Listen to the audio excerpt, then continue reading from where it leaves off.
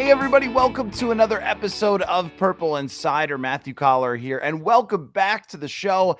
John Shipley of Jaguars on SI. For a long time, this show's go-to guy with all things Jaguars, which surprisingly comes up a lot. John, welcome back to the show, my friend.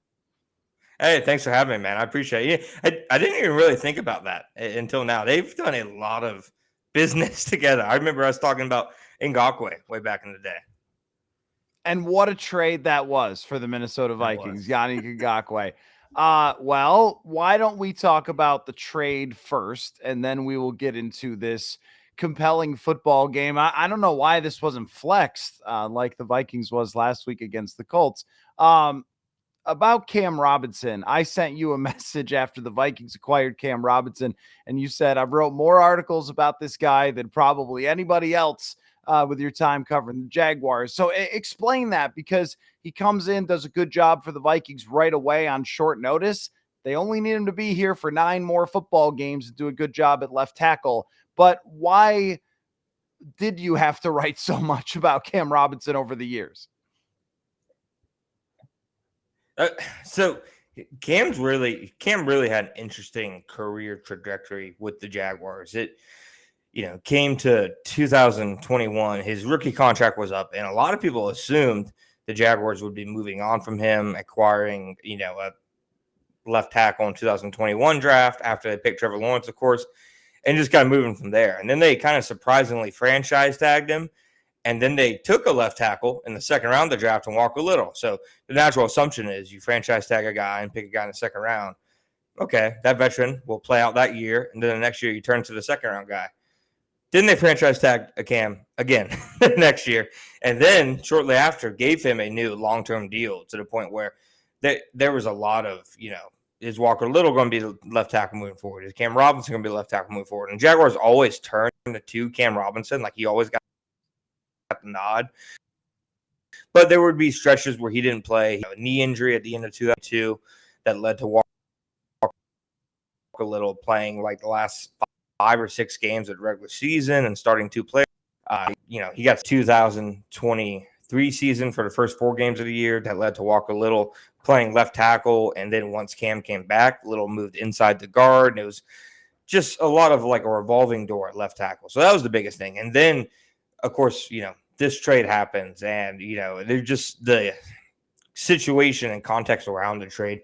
It didn't feel like just a team shopping a veteran player for picks. It was very clearly his last game as a Jaguar, he didn't play a snap in, but the Jaguars sideline is right below the press box, and it very clearly was there was some tension between him and the coaching staff, because that last game he was very disconnected from the team.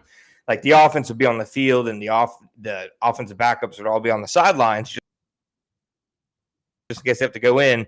And then you away getting us, like you saw Doug Peterson and offensive line coach Phil Rauscher have animated conversations with him. Something I hadn't really seen. Like Doug Peterson is chirping at him while they're on offense. Just things I hadn't really seen before. But if you also look at it from Cam's side, he got, I think, 5 plays into his last start with the Jaguars. He had to leave the game due to concussion symptoms. The whole rest of the week, the next week, he's in the concussion protocol. It doesn't get cleared until Saturday. I think if you're Cam Robinson, you're assuming, okay, once I got cleared from the concussion protocol, I'm probably starting. Whereas the Jaguars more or less saw it as a chance that, okay, Cam might be unavailable. It's time to see what we have in Walker Little. So it just seemed like the team was wanting one thing. Cam Robinson's obviously a longtime starter, was expecting another thing, and it just led to them, parting ways. As far as him as a player, it seems like after a rocky start to his career that he had kind of come into his own and mostly solidified himself. And I am admittedly going off of the PFF grades for him that have been pretty solid, though, over the last few years in terms of pass protection, but maybe not toward the top of the league or even average when it came to the run blocking game.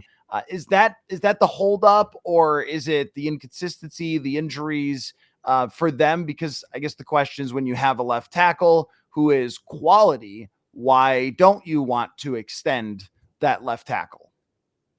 Yeah, the injuries are definitely one thing.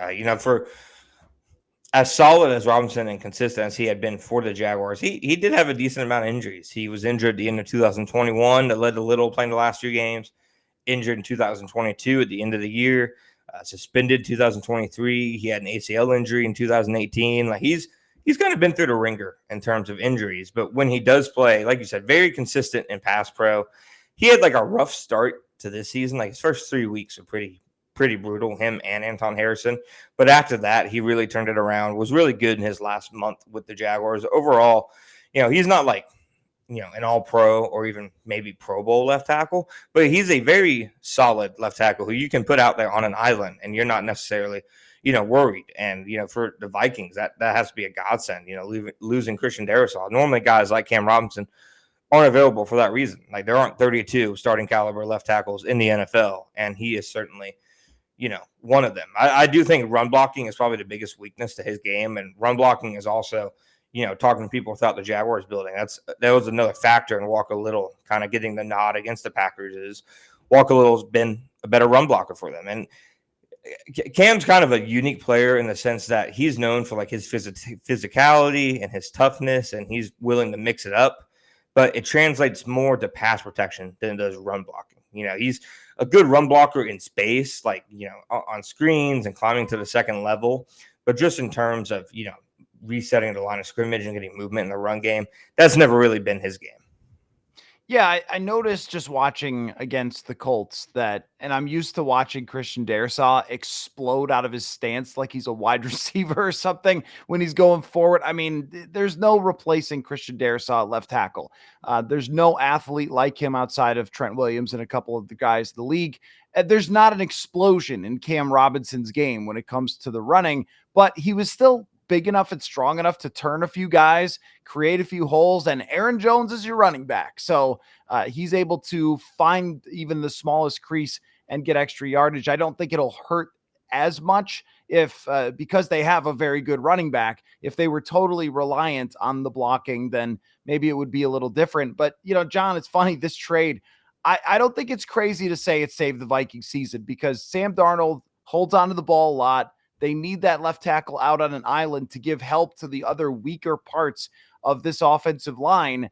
And there are just very few left tackles that are available at the trade deadline. And I was going to ask about that as well with the Jaguars, because of course I was looking over the roster going, oh, maybe they'll trade for a couple more Jaguars. I don't know.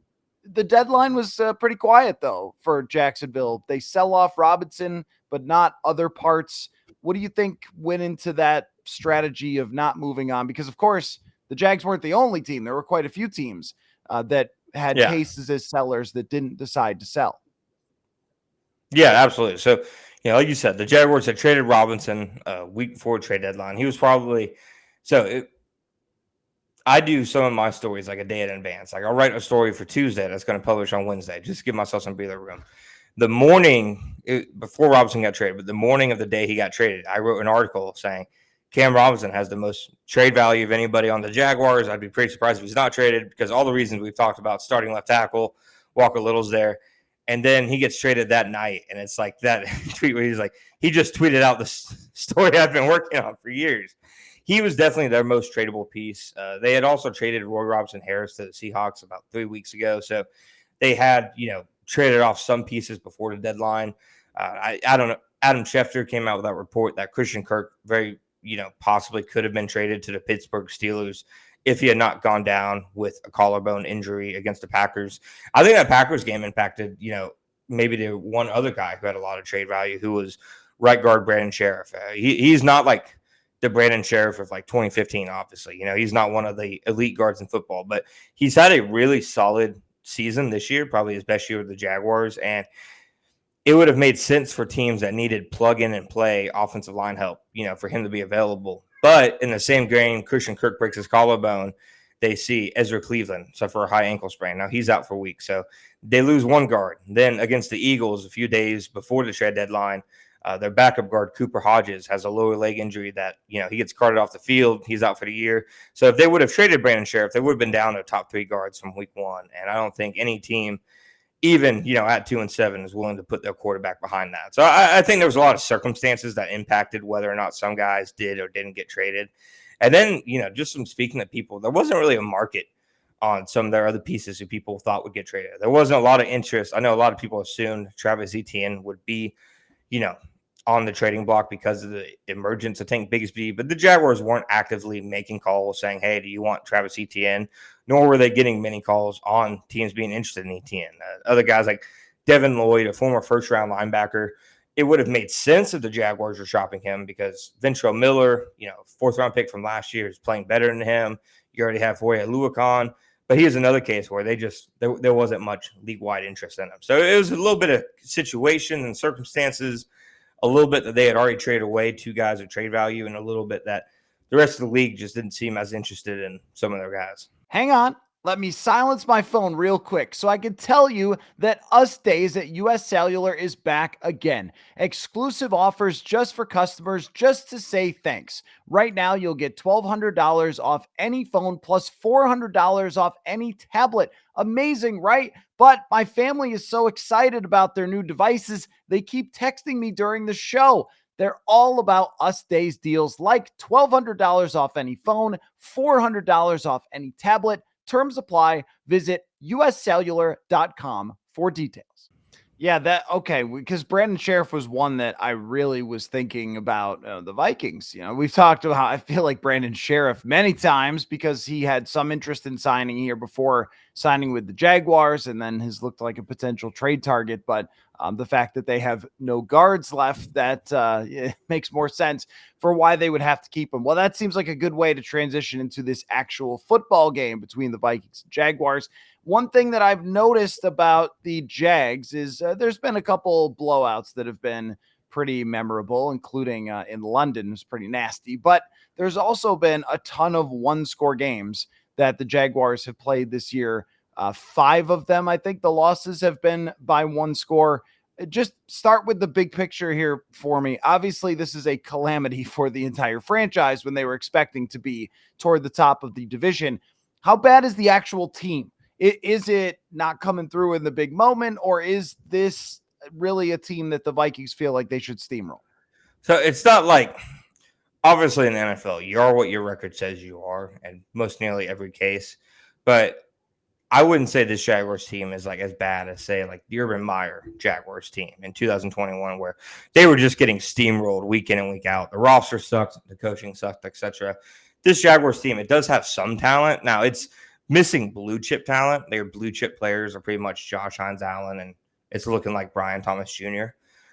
But, they have some talented players throughout, on both sides of the ball. On defensively, I think they rank 32nd in EPA per play. Like, talent-wise, they shouldn't be anywhere close to that. So that's when you look at stuff like, coaching, the schematic change under Ryan Nielsen.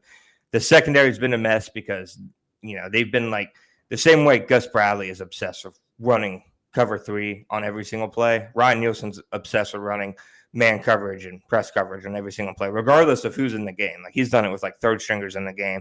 That's been a big detriment to the defense and a big reason why they are where they are. But otherwise, like you said, 5 losses in one-score games. You could have made a case in all of those games that, they probably should have won them. In Miami, Travis Etienne fumbles at like the 2-yard line when he's about to put him up by 2 scores at the end of the third quarter. This past week against Philadelphia, they have the ball at the Eagles 13 with 1:40 left, but then they throw a wheel route to their third string 5'10" running back in the end zone, and it gets intercepted. So a lot of it is them just kind of getting in their own way.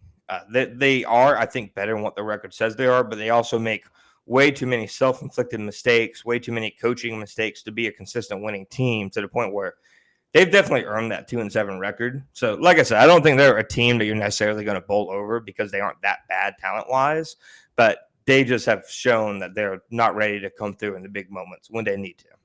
And when it comes to Trevor Lawrence, although as of this moment, we don't know if Trevor Lawrence is going to play, so we'll talk about Mac Jones as well. But every time I watch Trevor Lawrence, there's 5-6 plays where I'm like, oh yeah, he's getting it. That's on time. That's a great throw. That's a really good arm. That's a great playoff schedule, but there's just not enough of it. It's just not consistent enough with him over years now. It's not just this year he's having a down season. It's not just, oh, well, the offensive line got hurt and that's the problem, or there's not enough receivers and that's the problem, or it's the coach and that's the problem. I mean, have you reached a point with Trevor Lawrence where you feel like you know what he is? Is there more to this with Trevor Lawrence? Because I just have a tough time after this big of a sample always pointing to, well, it's got to be the coach. It's got to be the weapons. It's got to be, it seems that he's a guy that can't elevate all of those things. Now, maybe someday there's a Sam Darnold situation waiting for Trevor Lawrence where he's got elite wide receivers and elite play calling and all those types of things. But it seems as of right now that we have seen enough seasons of just being kind of bumping up against the ceiling for him that we can't say, oh, he's one of those guys that you could just put anything around and he's going to be bringing that team to the playoffs. Yeah, no, I think that's definitely fair. I think the book on Trevor when he came out was a lot of people thought, okay, you can put him on a 3-13, 3-14 team and the next year there'll be a contender and he's the difference. I don't think he's been that quarterback. I'm not necessarily saying I don't think he can be because he is still, a relatively young quarterback. He's in his fourth year, but even inside the building, a lot of people have said for years, they're like, that first year he was in the NFL, he legitimately was not taught how to be an NFL quarterback in pretty much any facet. But I agree with you. He's, in my opinion, has shown that he's a good quarterback. He's a quarterback that you can, win because of. He had a really dreadful first month of the season this year where probably, in my opinion, the roughest stretch he's played since his Urban Meyer days. Over the last 5 weeks, I think he's like top 10 in EPA per play and success rate, stuff like that. He's playing solid football, but like you said, I don't think he's yet become, and it's still a question of, can he become the quarterback who can bring everybody else up with him? He's playing well on a 2-7 football team, and they're 2-7 in part because he's not able to overcome some of the other deficits that they have. The Packers game, I said, was the perfect, Trevor Lawrence game for where he is right now. He had 2 brutal mistakes, turnovers in their own territory, including a fumble. But then, in the last 5 minutes of the game, he leads 2 scoring drives, throwing to Tim Jones and Britton Strange and whatnot.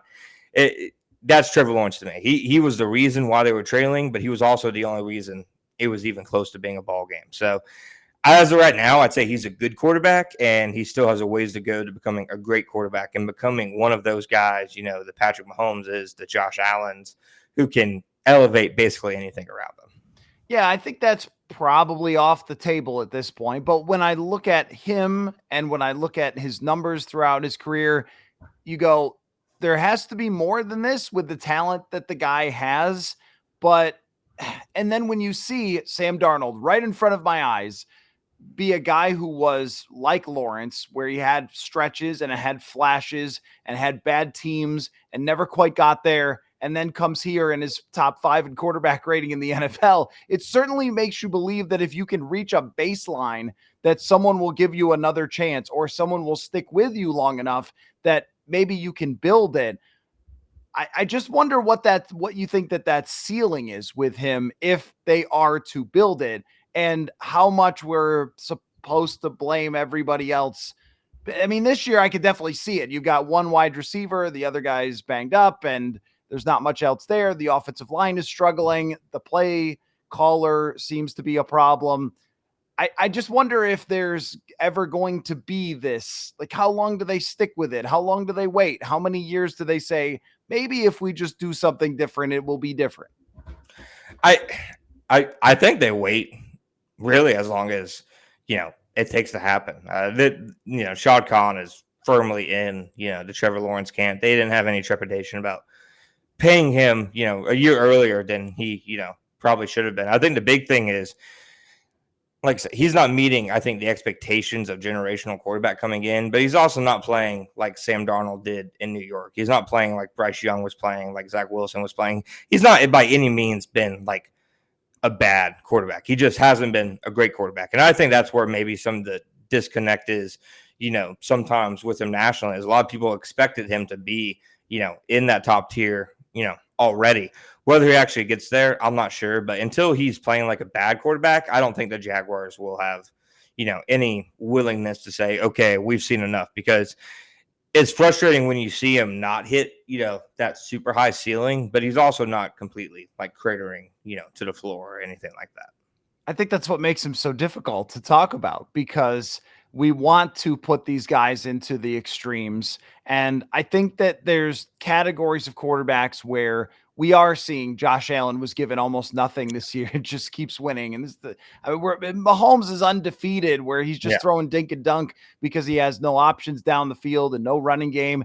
And although Kareem Hunt was good the other night, but still, I mean, not a whole lot of running game with Pacheco injured, and yet still that team never loses.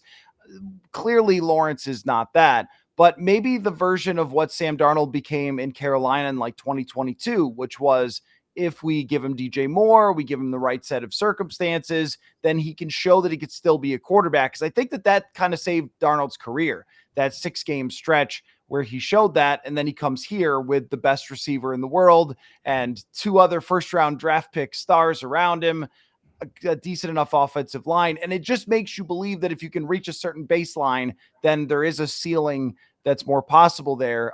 But I don't think I think we can call it, as far as he's just going to drag the Jaguars franchise into relevance no matter what they have around him. As far as this current version that the Vikings are playing, if he is in the game, because he's banged up this week, what is currently happening? Like, who's playing? There's a bunch of people hurt. But I look at Tank Bigsby's numbers, and they're really good, averaging 5.5 yards a carry. Explain offense. How dangerous is it? The offense has had its moments. They definitely relied a lot on explosive plays. They haven't been an offense that's been consistently efficient or anything like that. Like against the Eagles last week, they didn't even get their second first down until I think 9 minutes and 14 seconds left in the third quarter. So they've been a super slow starting offense, but because they've been able to get chunk plays, they've been able to kind of crawl out of some of the holes they've got into. Their rushing attack is really high in the EPA, and then it's like 17th or 18th in success rate, which kind of tells the entire story with them. They've relied completely on Tank Bigsby having these incredible, long rushes, or he's breaking multiple missed tackles. So their rushing numbers look better on the surface than they did last year when they were the league's worst rushing offense, but it's much more because Tank Bigsby has had, some absolutely superhuman type runs this year, as opposed to they've become an actual better rushing attack. To Tank Bigsby, he's done really well, but teams can kind of easily take Tank out of the game when they, get up on the Jaguars a little bit. Tank, Jaguars have shown when they fall behind, they're going to throw the ball. They're going to, completely take running the ball out of it. I think Tank had 8 carries last week. Travis Etienne had 3 carries in a game that they ended up only losing by 5, but they went down 22-0. They obviously turned to the passing game. And another thing with Tank Bigsby is they still, for as effective as he's been as a rusher, they don't trust him at all in passing down. So you're not going to see him catching the ball much out of the backfield.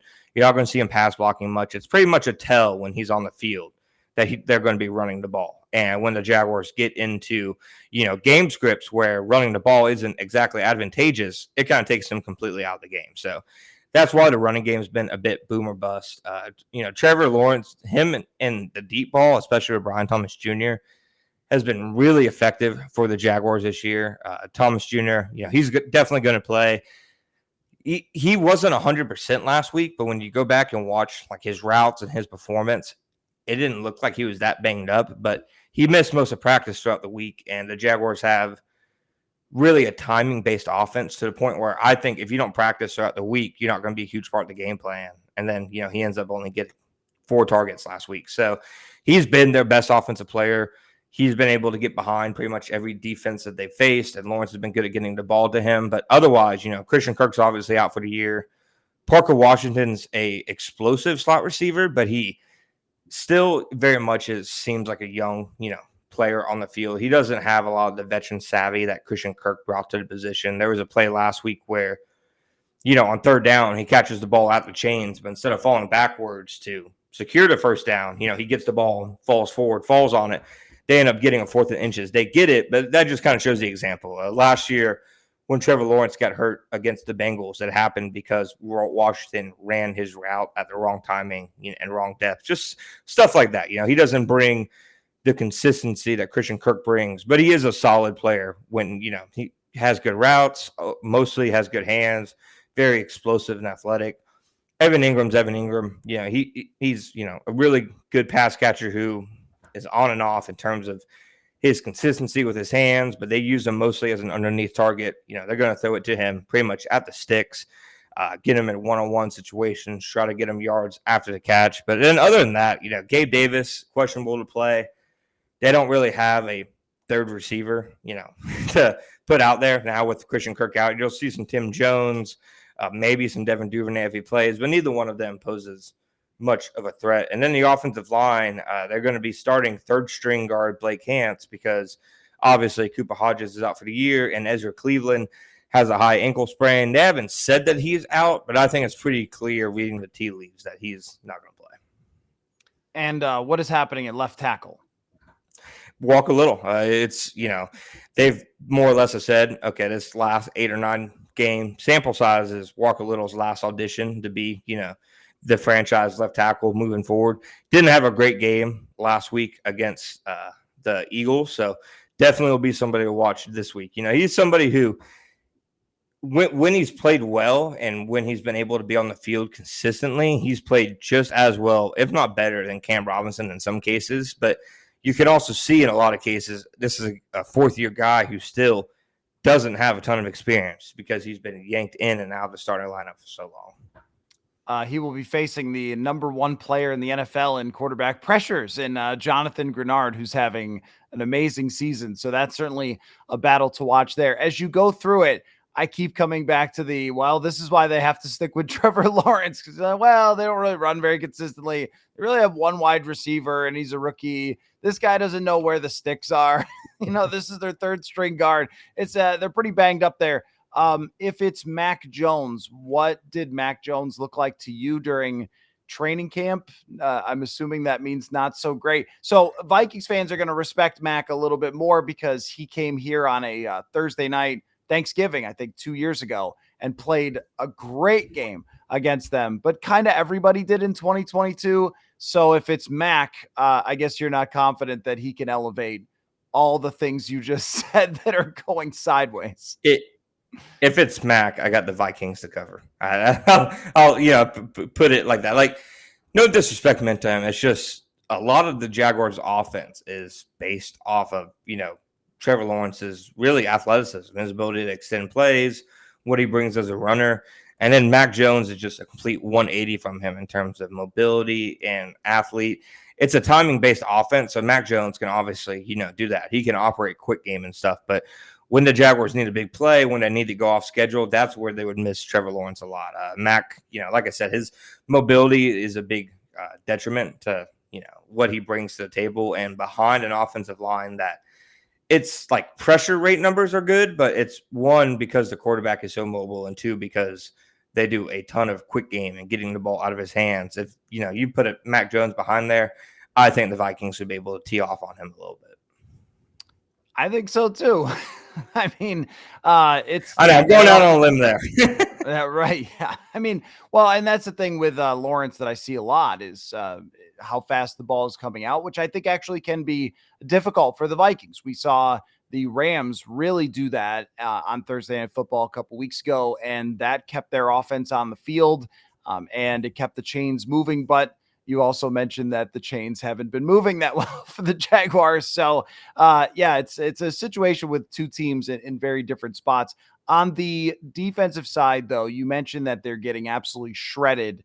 What are they going to try to do to stop three of the best weapons in the NFL in Jefferson, Hockenson, and Jordan Addison? Yeah, it doesn't seem like they're going to have Tyson Campbell shadow Justin Jefferson. Doug Peterson got asked that exact question yesterday. They were like, is Tyson going to shadow him? And he paused for like 10 seconds and then goes, no, I don't think so. And so it always felt like he was making that decision there. And then he goes, you can do that, or you can have your number one corner on the number, the Belichick thing. Put the number one corner on number two receiver and double to one. He more or less said that seems like the option they're going to go. So it seems like that's their plan. Jarian Jones, rookie third-round pick, who he's now infamous for being backwards hurdled by Saquon Barkley But he's had a solid rookie season. It kind of sucks that for him that's been the highlight of his rookie season is being, in that once in a lifetime type of play. But he's been a solid player at the nickel. They've really struggled at the cornerback spot opposite Tyson Campbell. Cornerback, the drop-off year is normally around age 30, age 31. When they signed Ronald Darby this offseason, they were hoping they could squeeze the last good year out of him. It seems like that last good year was last year at Baltimore. He can't run like he used to. When you're playing man coverage and press coverage every single play, a quarterback losing speed seems pretty significant. Monteric Brown will rotate with him. He's a solid corner, but he's, ideally he's probably your third or fourth best corner. He's good against the run, but again, he's another guy who you can kind of run by. So Darnell Savage is at safety, even though he's been better in the nickel for the Jaguars. He hasn't been very good at safety, but Antonio Johnson was struggling so much at the start of the year that, they took Savage out of his ideal spot just to cover up, one spot. And then Andre Sisco, a lot of people painted him coming into the year as like one of the breakout guys to watch. He's in a contract year. I think he was third among safeties and interceptions the last 2 years, etc. And then this year, he's been honestly a liability. He's been probably the most disappointing player this year. So they're definitely somebody that they can get after in the passing game. And then their linebackers too. They really struggle, because they play so much man coverage. Teams have been able to use, pre-snap motions and stuff like that to completely mess up with the linebackers' eyes to create, leverage for the offense. The Jaguars have been terrible really at defending it. And it just so happens that I know KOC, loves his motion, loves his crossing routes. It definitely seems like a week that Devin Lloyd's going to get picked on a bit in the passing game. Yeah, I mean, if you are playing man against the Vikings, they're going to use bunch formations to mess with that. They're going to use motions to mess with that. I mean, they've got so many man beater different options underneath, deep with Justin Jefferson. And I think that they have to double Justin Jefferson. Not that it ever works, but last week, a few times, the Colts decided they were going to play man press against him one-on-one on the outside. And the result was a 41-yard pass down the sideline where he smoked the guy off the line of scrimmage and cruised right into the football from Sam Darnold. So I think this is the biggest mismatch is the Vikings offense versus gestures at everything with the Jaguars defense. As far as your perspective on the Vikings, what is your take on Sam Darnold? I mean, do you look at it through the Jaguars lens and say, see everybody, see what you could do in terms of pumping up a very talented but flawed top draft pick, or do you not make the equivalency? No, I think Darnold, yeah, he's a good example. Like Baker in Tampa. That kind of shows that situation matters.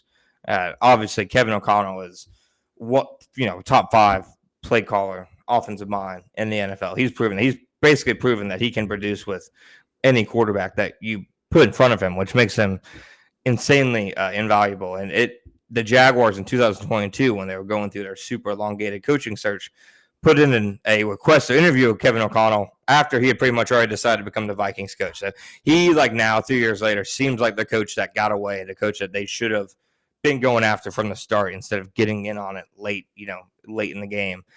So I think a lot of it is situation. I'm probably not the best guy to ask about Sam Darnold because ever since he was at USC, I've been a Sam Darnold, I think, is kind of stunk kind of guy. I didn't like him at USC. I didn't like him in the Jets, but he's obviously playing good football with the Vikings. I do think a lot of